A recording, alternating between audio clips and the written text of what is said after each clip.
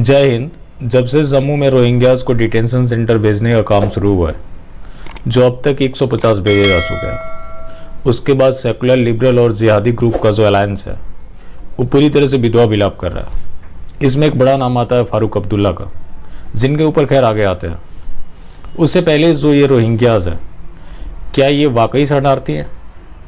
इसके अलावा ये अवैध तरीके से एंटर हुए या इन्हें एंटर कराया गया? कश्मीर की जगह इन्हें जम्मू में क्यों सेटल किया गया?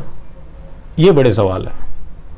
पहले जिन रोहिंग्याज को शरणार्थी बताया जा रहा है, उनकी हकीकत सुनिए।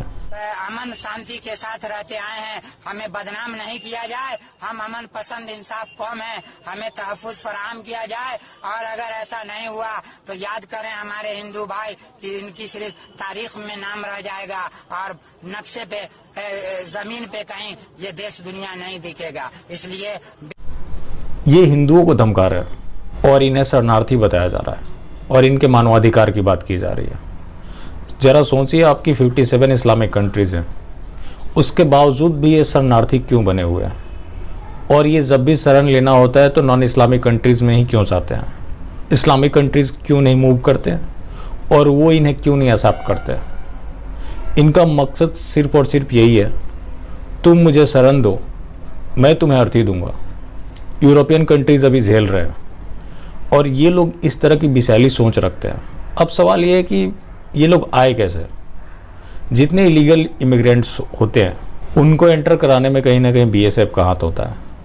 अब सवाल ये भी है कि बीएसएफ ने खुद के फ़ायदे के लिए ऐसा किया या उसके ऊपर दबाव डाला गया? इसकी एक प्रॉपर जांच होनी चाहिए। अब सवाल ये है कि ये जम्मू में क्यों बसाया गया? जो कश्मीर है वो पूरी तरह से हिंदू फ्री है। आपको पता है 1990 का जो इंसिडेंस हुआ, इनका ये था कि इनको यहाँ बसाकर कैसे भी करके डेमोग्राफी चेंज कर देना है। और जिस तरह से ये इलीगल एक्टिविटीज़ में लगे हुए थे, इनका था कि कैसे भी करके हिंदुओं की संख्या कम कर देनी है और अल्टीमेटली इसे इस्लामिक स्टेट डिक्लेयर कर देना है। तो बंदा ले गया उठा के, ना किसी को बताया, ना किसी को जांच के लिए कर रहे हैं ना कि आपकी अगर हम उसको सरकार को बोल रहा हूँ, जो अगर बेचना हम कुछ निकल जाएंगे, उसको जबरदस्ती उठाने के लिए नहीं हंसते। अगर ले जाना तो जेल में थोड़ी डाल सकते। अभी 300 बंदा लेके जेल में डाल दिया। जेल में नहीं डाला, उनको रखा गया ताकि उनकी अब जेल में डाला ना, किसी की मम्मी बेचा, किसी को पापा बेचा, ऐसे थोड़ी होते हैं। अगर सारे भूल लो, सारे हम निकल जाएंगे। हम यहाँ रहने नहीं चाहता हूँ, अपने देश में जाता हूँ, बस यही बात। अब जब इनके ऊपर क्रैकडाउन हुआ तो ये खुद ब खुद अपने देश को लौटना चाहते हैं। ये समस्या केवल जम्मू की नहीं है, ये दिल्ली की भी समस्या है, बंगाल की भी समस्या है। दिल्ली में तो ये हालात हो गए हैं कि सबके voter ID card, ration card सब कुछ बने हुए हैं और उनको प्रॉपर फैसिलिटीज़ मुहैया कराए जा रहे हैं। और वही अरविंद केजरीवाल के वोटर भी हैं। आज दिल्ली क्राइम कैपिटल क्यों बना हुआ है?